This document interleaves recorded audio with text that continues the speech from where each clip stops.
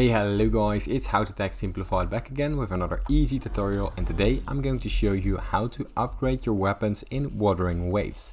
Now here you need some sort of resources to do this, and I'm going to show you what you need and how to upgrade them.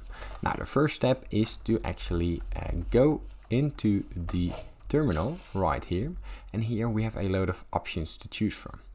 Now we're going to our backpack, and inside our backpack we have our weapon. Now as you can see right here we have our training sword.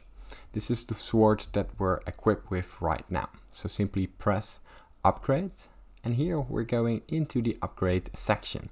Now as you can see we have the shell credits right here.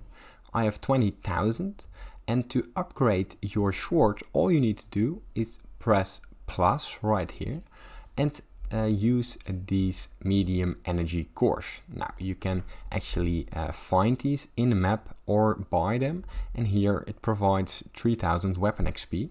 Simply do how many you want, and from there press escape, and now you can upgrade your sword. And as you can see it costs 3600 of these shell credits. Press upgrade, and as you can see it has been upgraded.